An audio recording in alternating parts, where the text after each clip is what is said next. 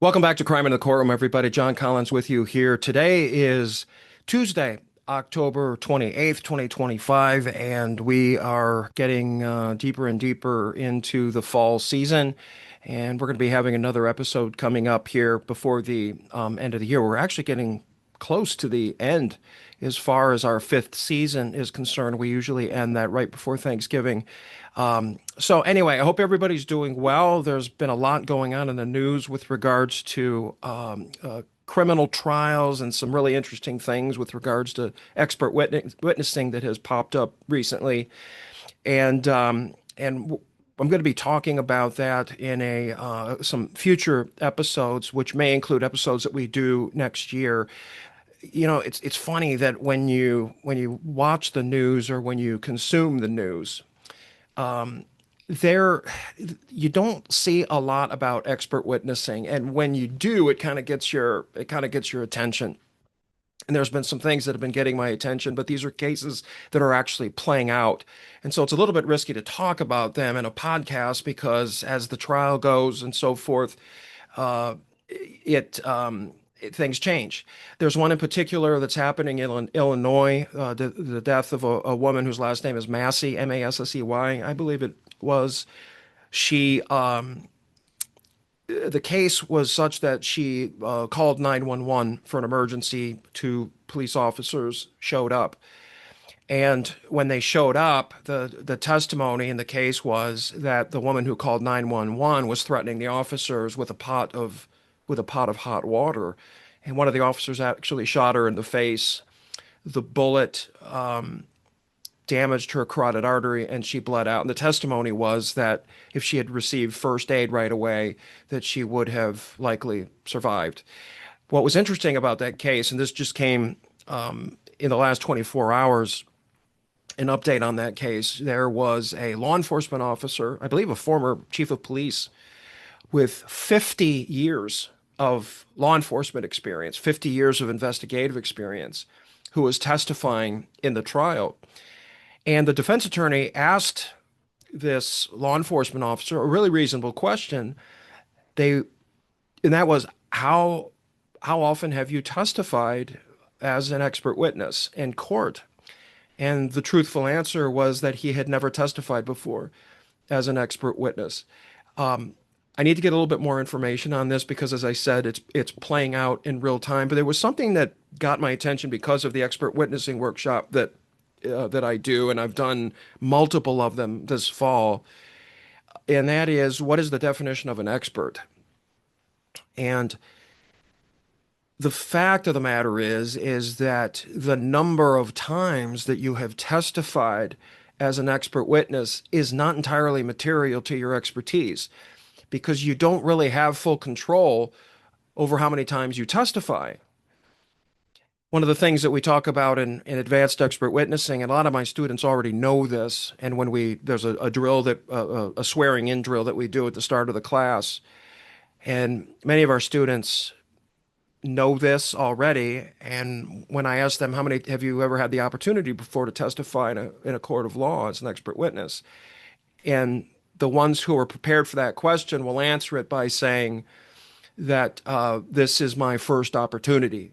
And that's a really good way of saying it because you can only testify if you're given the opportunity to do so.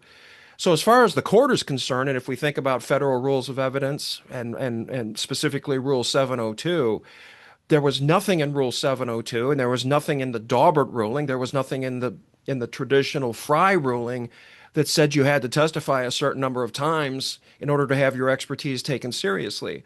Now, it can certainly be considered, but if a law enforcement officer with 50 years experience is testifying on a particular theme or a particular subject during trial, that his or her base expertise allows him or her to speak intelligently on and help the court resolve the dispute that is before it, then that's good enough.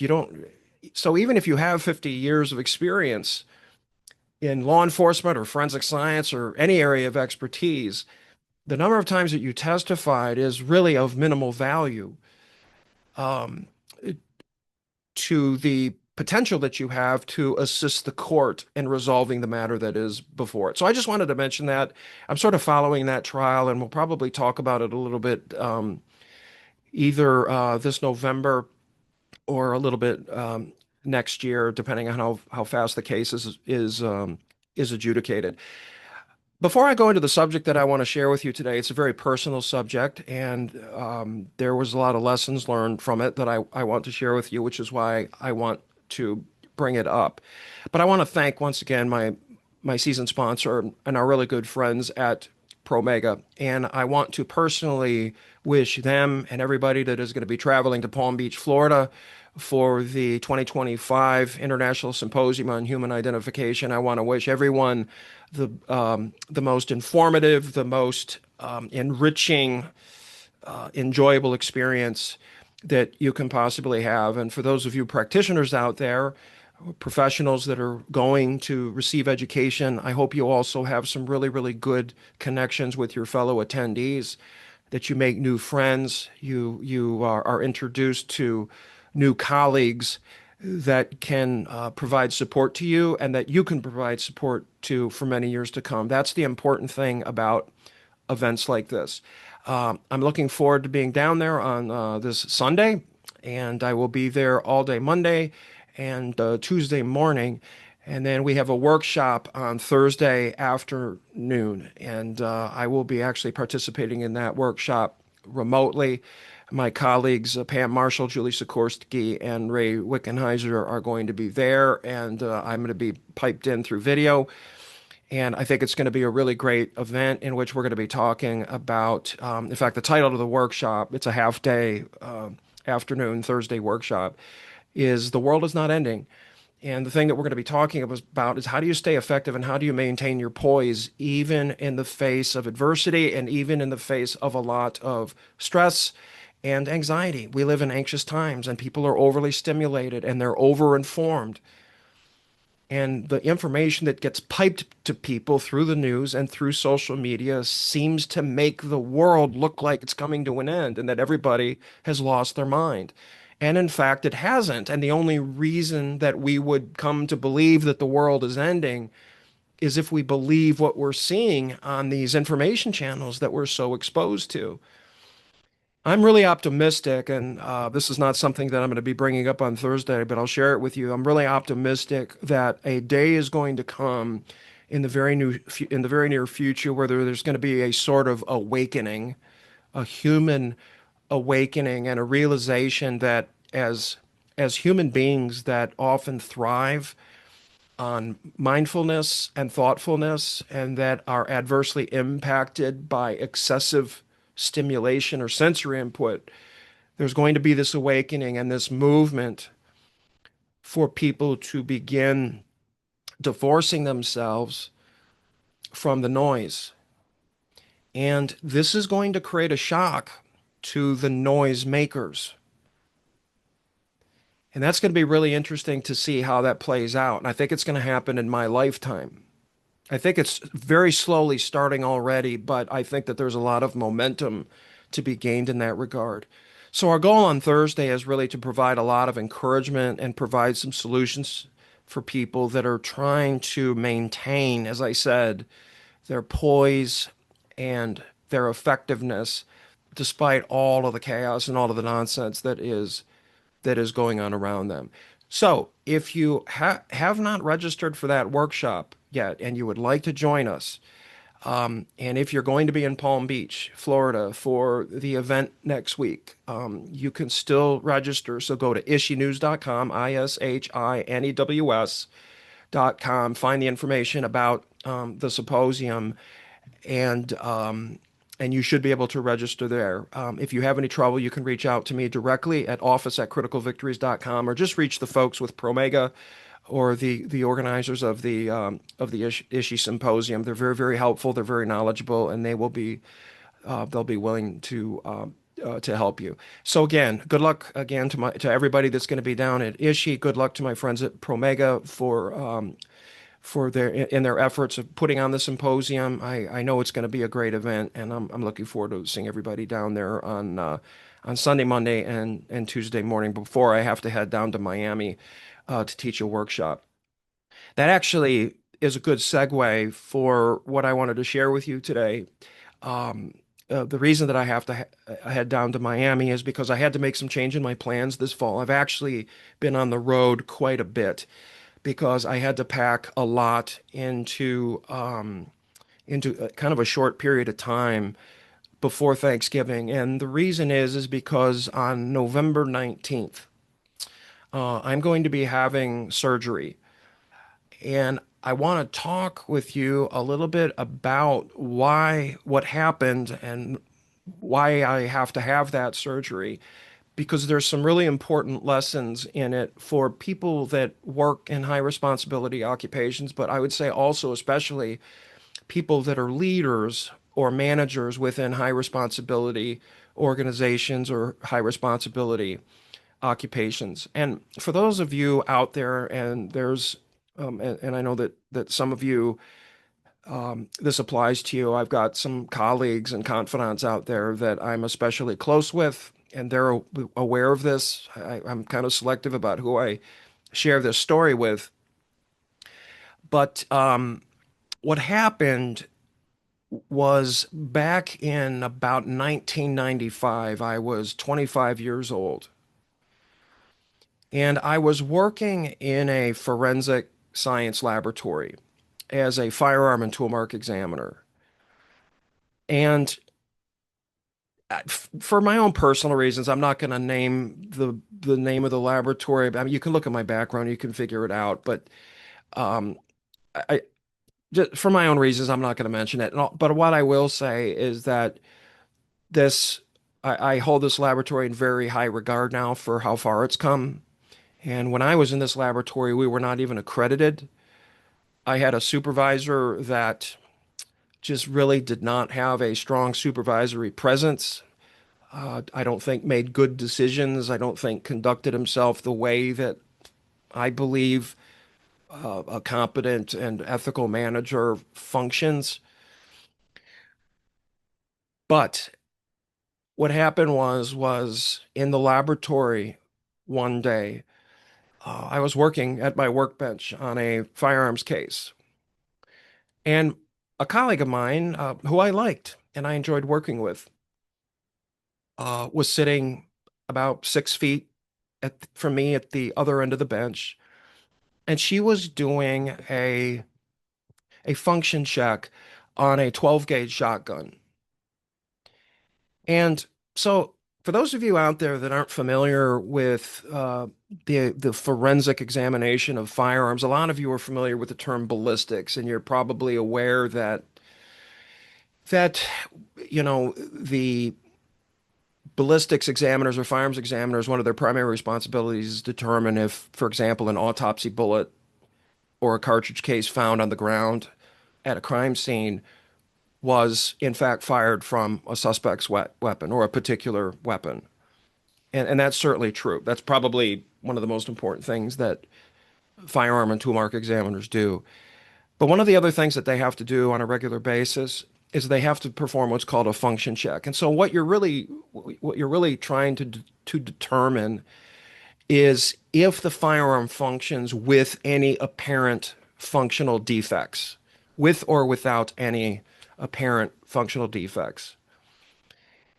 And part of doing that is to determine how much force is required to pull the trigger of the gun. And that kind of makes sense, doesn't it? Because if you have a suspect that has been arrested and is going to be charged with a shooting, and the suspect or defendant says that, the gun just went off.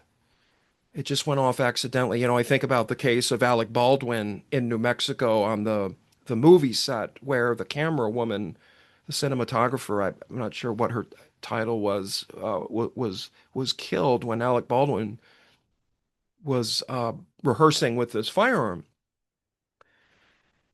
When somebody makes that claim, if qualified firearms examiners conduct a function test on that firearm and it's determined that 5 pounds of pressure is required or more, it could be 7 or 10, pounds of pressure are required to pull that trigger, and that there are operable safety mechanisms within the gun that will not allow it to be fired unless that trigger is pulled, then it's hard to make the claim that the gun just went off. The trigger had to be pulled. And I know that that can be tough for people to understand if you're not familiar with the inner workings or what they call the action of a firearm, but it is true, except for guns that are in extreme disrepair or very, very old guns. I remember I went to a part of my training as a fireman tool mark examiner was to visit the Ruger manufacturing plant. I spent 3 straight weeks at the Ruger plant, going through what's called their armorer's training class. So it was a week for their rifle, for a Ruger rifle, a week for revolvers, a week for pistols. And one of the things that the instructor told us was that they used, in order to make the point that the safeties inside the gun work and that you have to pull the trigger in order for the gun to fire, that for years what they would do is they would take a revolver, they would load it, they would cock the hammer, and they would throw it out the window from like the third floor. And the gun would never fire in all of the times that they did this. And the only reason that they stopped doing it, according to this instructor, was because one time the instructor threw it out the window and it went through the windshield of somebody's car. And so they stopped doing it. But they didn't stop doing it because the gun was was going to fire. So these function tests in the forensic lab that are done on firearms are very important. So what my colleague was doing on this particular day, again, I was about 25 years old, was conducting a trigger pull test on a 12 gauge shotgun.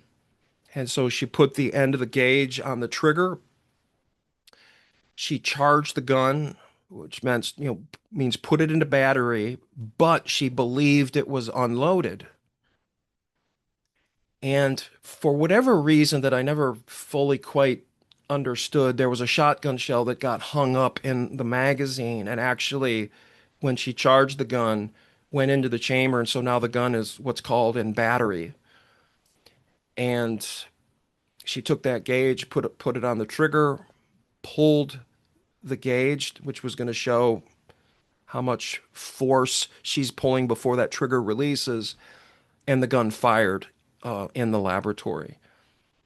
So this laboratory was it was a single room about maybe 15 feet wide and maybe 30 feet long, tile floors, cinder block walls, no windows. And when the gun went off, the shot charge went out the door of the laboratory, across the hallway, through the drywall, into the office that was on the other side of that drywall. Fortunately, the occupant wasn't in the office, and it damaged the computer. I write about this in 50 Situations Awaiting Every Forensic Scientist. And so when it happened, the only thing that I can really it was kind of strange, and I've learned about how the ears function and how they try to protect themselves from damage. When the gun went off, I heard just the loudest, for just a fraction of a second, the loudest sound I had ever heard, and then complete silence. And what that is actually a reflex where the ears are reacting and they're trying to seal off the sound. It's almost like a noise gate. It's a natural kind of physiological noise gate that tries to prevent damage to the inner ear when it hears an extremely loud sound. And so I went completely deaf for a good while. Most of as the day went on, I slowly started to get hearing, very little bit of hearing back, but the ringing in my ears was the worst that I had ever heard. And the ringing continued for several days into a few weeks. And I would say that after a few weeks, my hearing from what I could tell, returned back to normal, and and the ringing was either gone or it was so quiet that I didn't really even notice it. Again, I was 25 years old, and you're healthy and you heal from things a lot faster than you do as you get older. And because it was a shooting, a discharge of a firearm in public, technically speaking, even though it was in a laboratory, and that's a whole different kind of an argument. It was in a laboratory setting. It was an accidental or what we call an unintentional discharge. Um, it had to be investigated by police.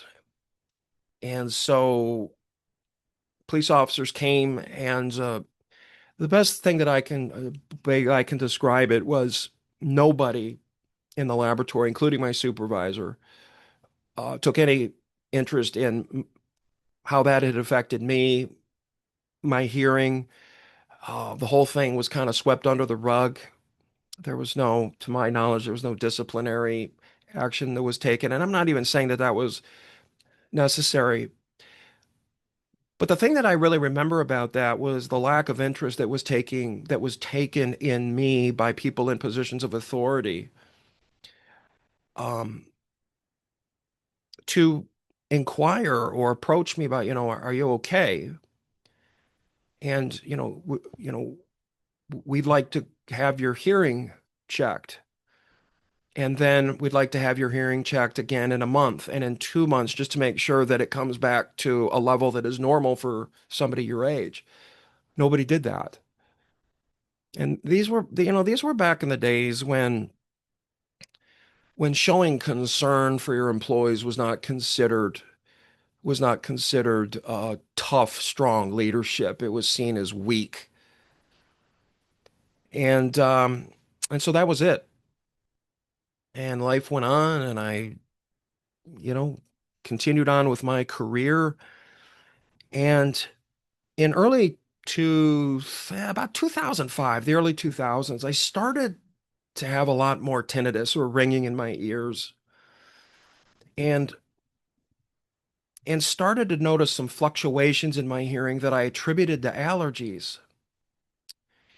And what we now understand is that they actually were being inflamed by allergies. But if you fast forward to about 4 years ago, fall of 2020, um, and then it happened again in August of 2022, so that was 3 years ago. Um, I went to bed on the evening of July 31st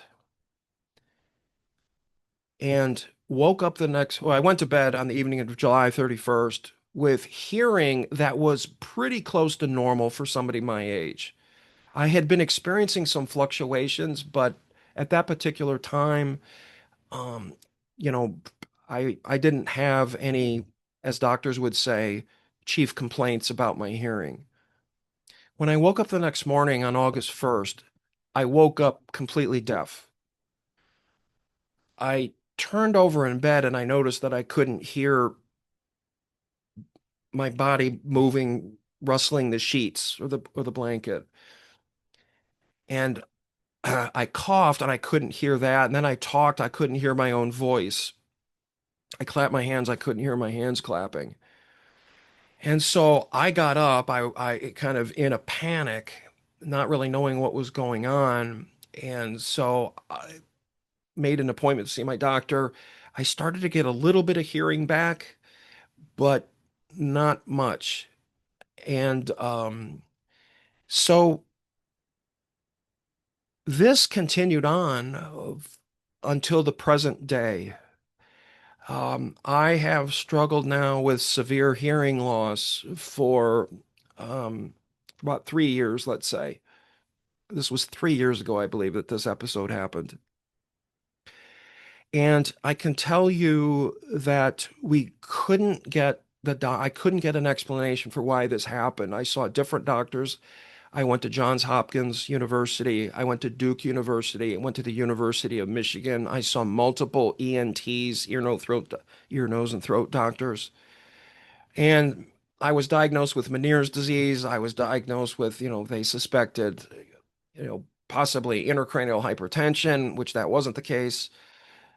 So nobody could really come up with an explanation for why I had had this episode until I saw a new doctor at the University of Michigan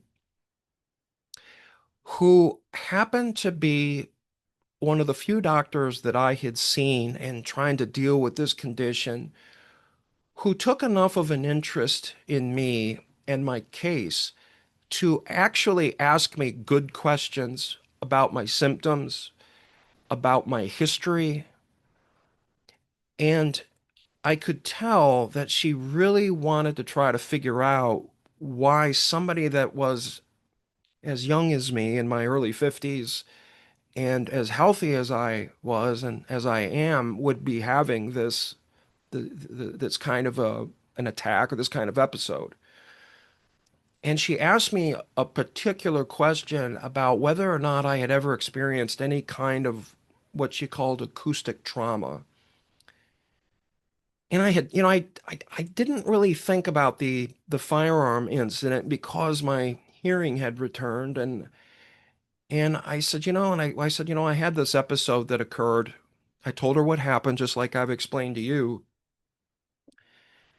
And she said, John, she says, have you told that story to any of your other doctors? And I said, well, I haven't because I never really thought. I said, my hearing came back. I never thought that that would be the cause of it. And nobody really ever asked me a question that would elicit information about that. And she says, well, I'm going to tell you that was most likely what did it. And I said, well, how could that be if so much time passed? I mean, 20 years, more than 20 years had passed since that incident. And she says, well, what happens is that your brain and your ears work together in harmony to produce the sound that you perceive. And what probably happened was that when that incident occurred, it caused damage to what's called the blood labyrinth barrier in the inner ear. And so my inner ears are being exposed to things in the circulatory system that are getting into the ear that shouldn't be in the ear and and is causing physiological changes that are preventing sound from passing through the outer ear to the middle ear to the inner ear and then onto the auditory nerve so that it can be perceived by the brain.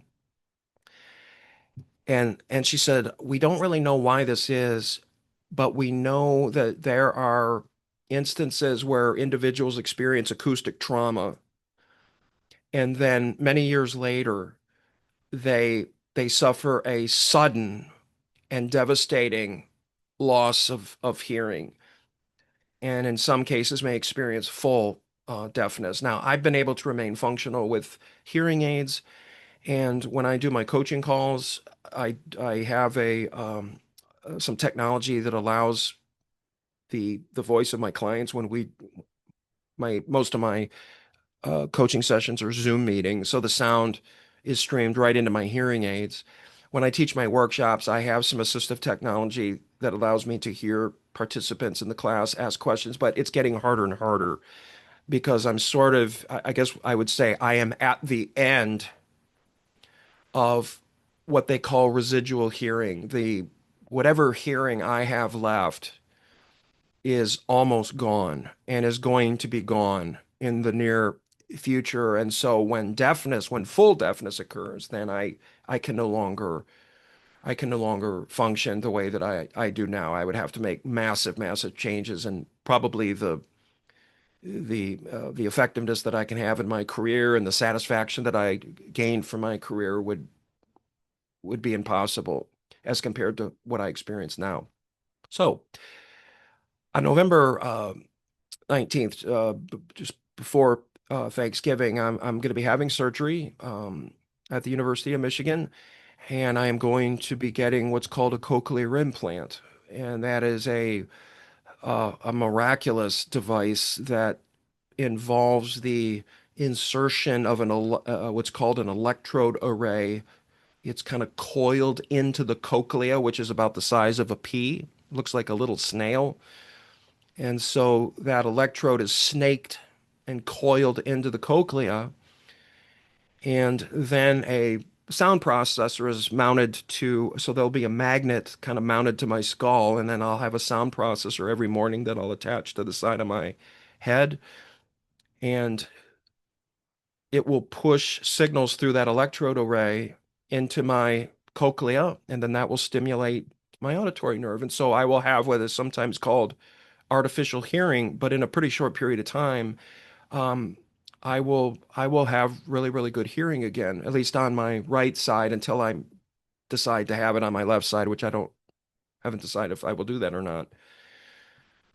So I'm really excited about this. And for those of you that have kind of been on this journey with me, and all of the people that might be listening to this or watching this that have attended my workshops and have heard me reveal to you as a courtesy to you that I struggle, that I have a disability, that I struggle with hearing loss.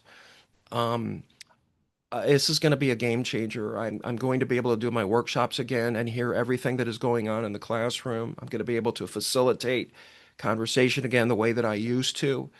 I'm not going to be limited to the extent that I have been over the last 3 to 5 years, but particularly the last 3 years. And and it's even going to allow me to, even with my coaching through my Zoom meetings, I will be able to stream that audio directly into my cochlear implant.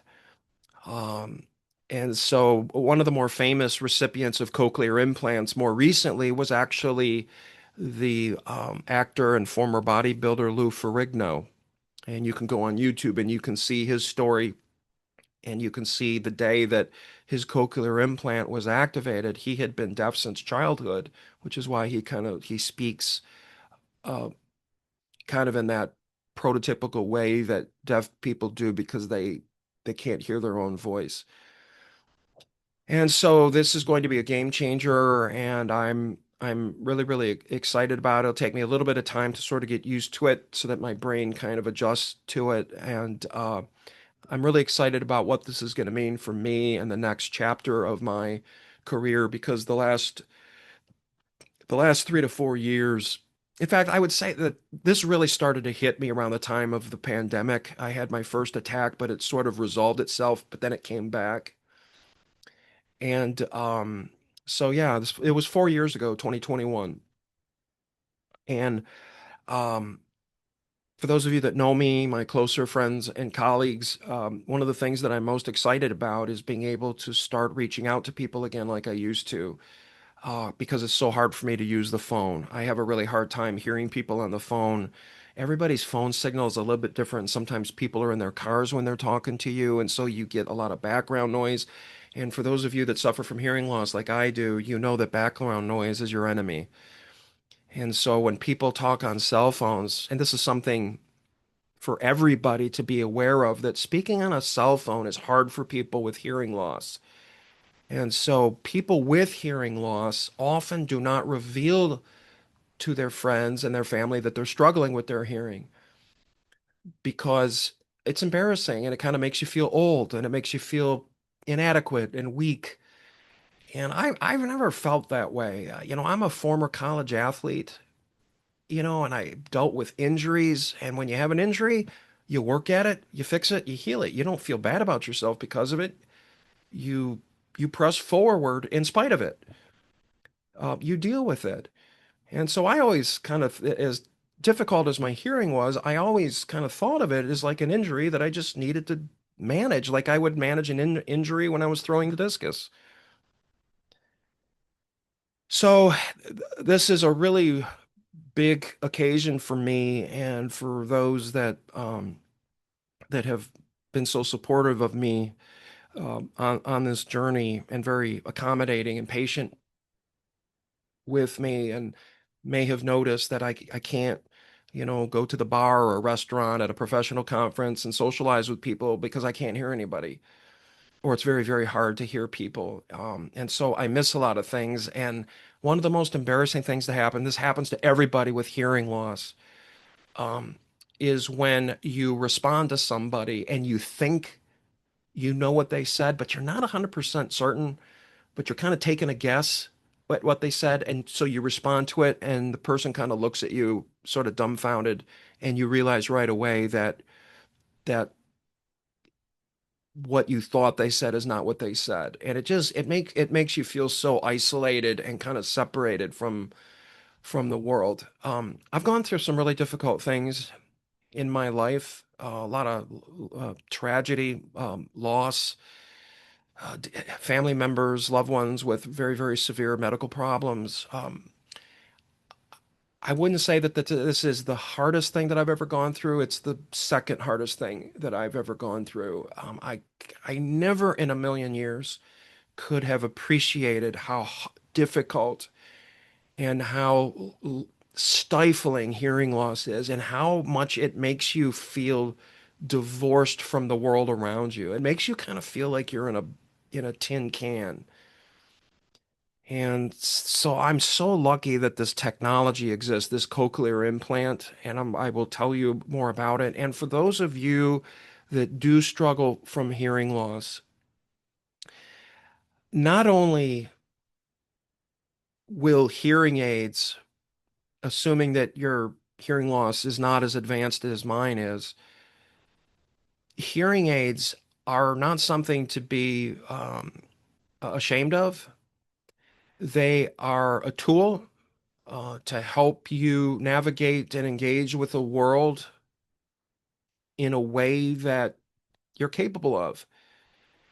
And these hearing aids that they have now, you can hardly see them. They have these different devices that you can use. I don't have it in front of me, but this little microphone that you can clip on, if you're having dinner with somebody, they can clip it on their jacket or put it around their neck, and it's a microphone. And you can be in a loud restaurant sitting across the table from them, and you can hear them really well because it's a microphone that's feeding straight into your hearing aids. These hearing aids, they sync with your cell phone. Your audiologist can put these apps on your cell phone so that you control the hearing aids, and they can give you these different programs for different environments. And so I know that we have, people in law enforcement and that work in the forensic laboratory that listen and watch crime in the courtroom. And so there's a lot of hearing loss in these communities. Do not deprive yourself and the people that care about you and the people that depend on you of the opportunity to engage your world with all of your faculties. And you can't do that with hearing loss. If you feel like you're having a hard time hearing, or people are telling you that, you're asking people to repeat themselves a lot, people having to repeat themselves, or they're flat out telling you that, you should go see an audiologist, get your hearing tested, do it. And don't delay, because you're wasting quality of life. And if it is as severe as I've become and the hearing aids just don't work anymore, mine don't work anymore other than in an environment like this, or I've got assistive technologies, that's when a cochlear implant becomes necessary. And the fact that that technology is even available to me is just so, I'm just so grateful for this, because without it, my life and my career as I know it would be over. But because of this, and hopefully everything will go well, knock on wood, um, it's going to give me another lease on life. It's going to give me another chapter of my career where hopefully the best is yet to come. Now, some lessons that I want to just share with you. I shared with you about, hearing loss and the importance of hearing aids, getting your hearing tested. For those of you, that work in law enforcement, you are out in traffic a lot. You could be an officer directing traffic at the airport. You're listening to people honk their horns. You're qualifying at the firearm range and so forth, even with ear protection. Pay attention to your hearing, and get your hearing tested, if not once a year, at least once every 2 years, so that your audiologist can kind of track changes in your hearing. This is just so important. Um, for those of you that work in the forensic laboratory, and I know a lot of you do, Pay attention to the auditory stimulation that you have to endure every day. Do not ignore the impact of fume hoods on your hearing. The impact of air handling systems. So if you work in the DNA unit, the toxicology unit, the drug chemistry unit, or any unit where there is a fume hood that is constantly running, there's like a constant hum. Protect your hearing, wear earplugs, and get your hearing tested once a year. Uh, I think that a day is going to come here very, very soon too, where these earbuds that people are wearing, I think audiologists is a great career to go into right now. I think becoming an ear, nose, and throat doctor is a great career to go into right now because there's going to be a lot of people with really bad hearing loss in about 30 years because of these earbuds. Mark my words. There's no question about it, and the medical community is already getting ready for it.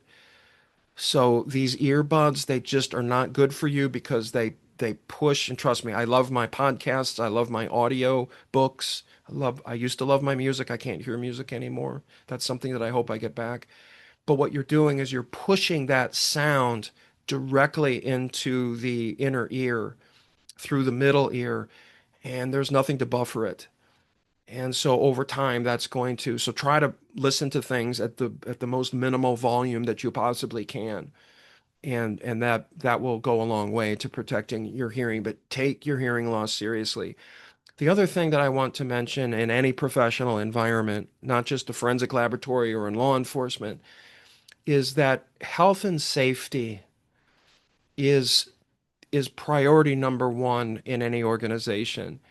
And if you see lapses in a health and safety system, or you have a culture in which the health and safety is not really prioritized, it's kind of thought as it's an afterthought.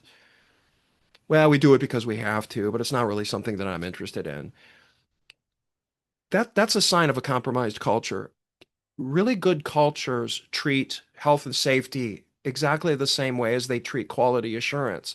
In fact, health and safety is a specialized form of quality assurance. Okay, so safety, being and feeling safe in the workplace, is a form of quality. And so there's great similarities between health and safety systems and quality management systems in any occupation. The occupation I came from was forensic science. But if you can't get health and safety right, then the chance of you getting other things right and being attentive to other things are going to dwindle. They're going to be much lower.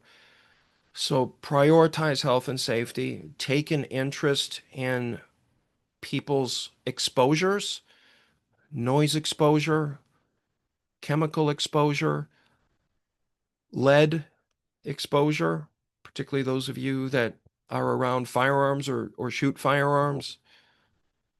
Pay attention to the things, the insults, as they say, that encroach on people's well-being and their sense of safety.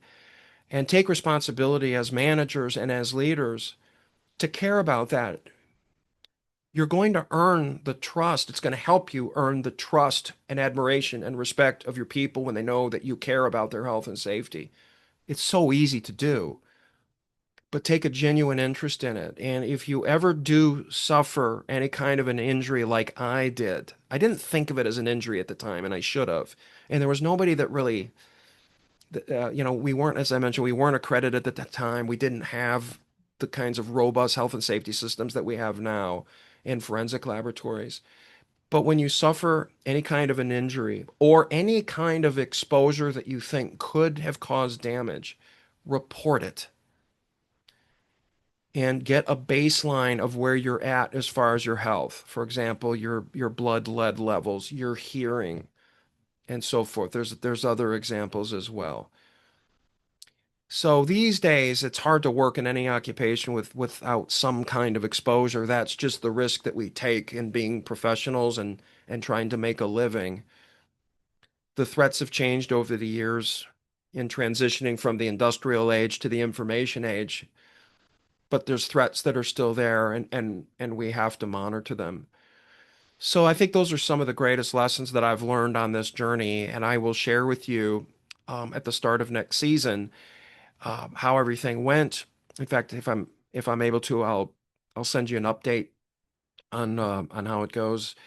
But I'm very much looking forward to it, and I want to close by saying and just reiterating that health and safety is the most important thing. Um, if you get any kind of sense that leaders, managers, professionals in the workplace don't take health and safety very seriously. They don't create opportunities for people to talk about the safety of the work environment. They don't know how to report an injury, whatever kind of injury that is.